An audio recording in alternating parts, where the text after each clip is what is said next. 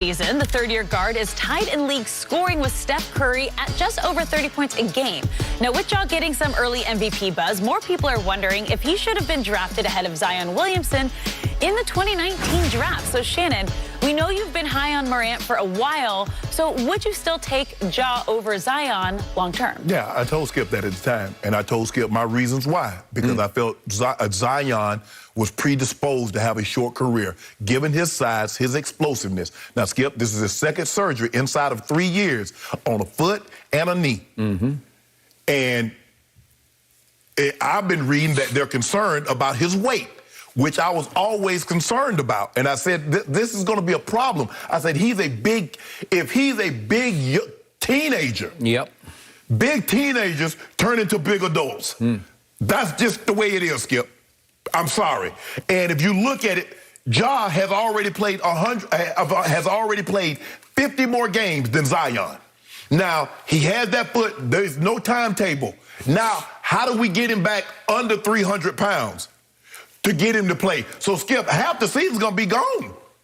And that's going to be the problem with him. I'm afraid with his explosiveness and his size, he's not the Greg Oden, the Sam Bowies. Skip, the injuries is just, I just feel that the injuries, unless he can get his weight under control, is going to derail his career. And I would have taken Ja then because that's what I was afraid of. And I just read what this Western Conference GM said, hey, redraft?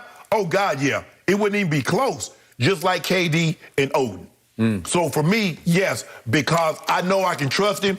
This kid has gotten better and better every year. We know he's explosive, but now he's shooting the three better. He's shooting free throws better. He's finishing even better. Yeah, for me, Skip, it's a no-brainer for me. And 150-plus points in his first 5 games, he's the youngest. Only Shaq was younger. I'm taking him. Okay.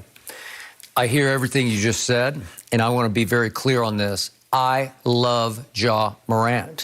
The only reason I said I'll take Zion is on sheer girth ability. He is so big and so athletic and so powerful and so explosive. I've never seen anything like Zion. Just on pound for pound, inch for inch. I'm going to take the bigger player if he can stay healthy. If we're talking simply durability over ability, well, then obviously you got me. And if we're on this sort of teetering path toward injury hell where he's just never going to be right, well, you obviously got me. Because there's nothing not to like about Ja, except that I told you, I watched him closely at Murray State. He was not a very good three-point shooter. And in this league, you need to be better than he was in college because that line is quite a bit closer. And he stayed 2 years at Murray State, and he shot 31% the first year and 36% the second year. So to your point, he got a little better. But then once he ran into his second year in the NCAAs, ran into Florida State in the second round, and he shot 3 for 15, and they got blown off the floor by a much longer, stronger, talented team because it's kind of Ja or bust.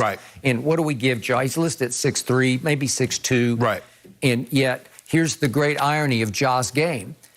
Inch for inch, I think he's the greatest leaper in pro basketball. Oh, he's explosive. Man. I'm talking about inch for inch. Whew, can he rise? I've never seen anything quite like it. But guess what the irony is? He does not have a jump shot because most guys jump and shoot. Steph Curry jumps and shoots. He has worked hard on a Magic Johnson Memorial set shot.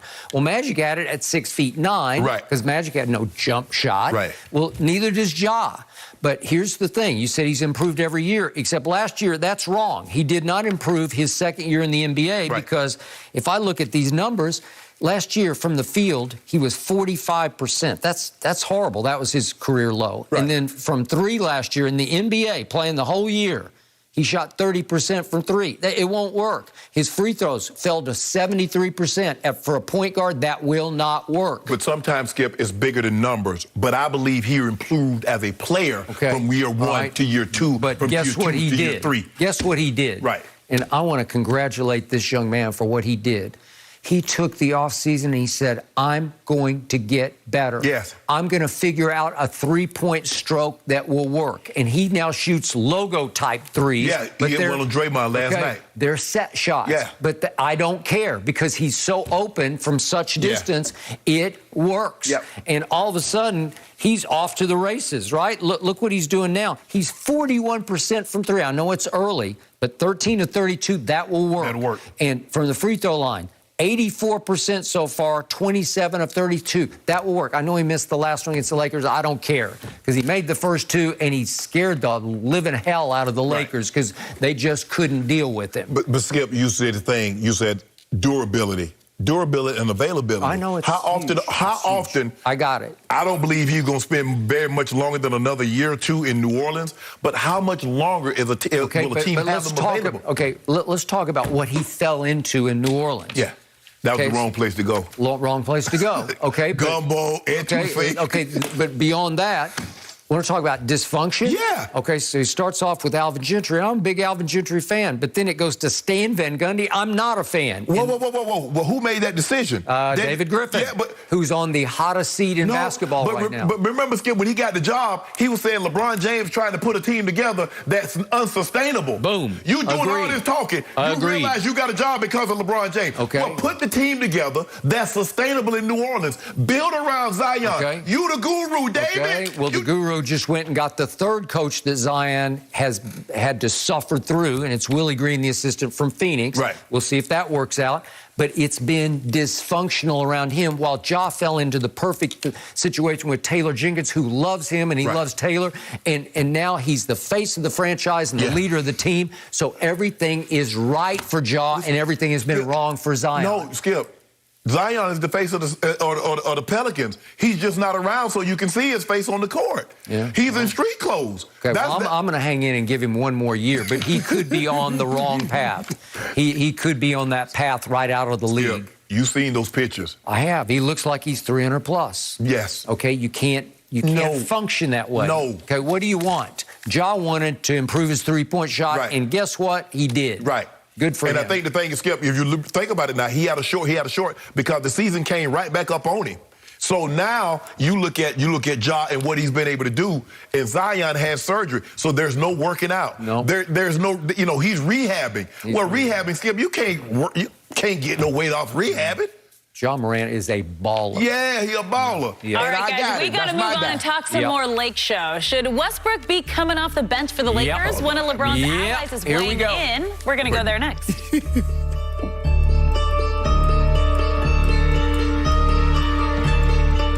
My goodness, young bull. With the left two, the tweet was met with some criticism from Lakers fans who were upset that LeBron was focused on the Clippers losing instead of the Lakers' collapse. So, Shannon, what was the purpose of this tweet? Was to celebrate a young man's success.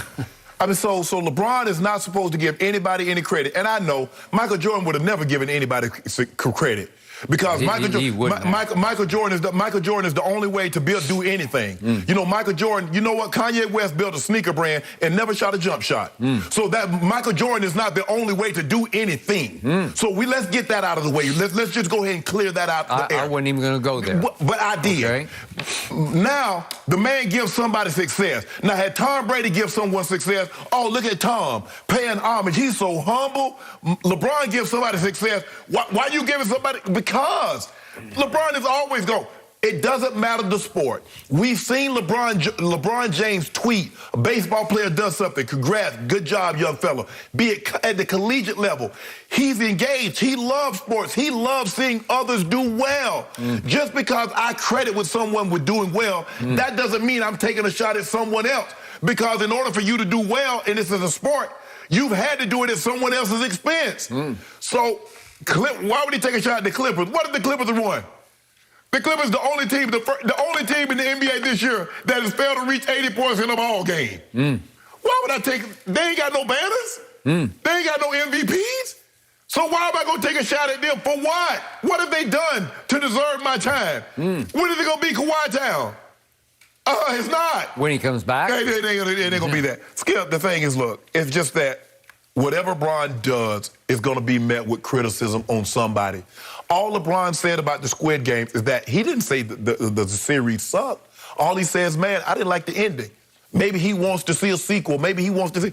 The guy took it as a shot that he criticized the entire movie. And that's how LeBron tweets anything. Someone's going to take it as a slight that he's slighting someone else.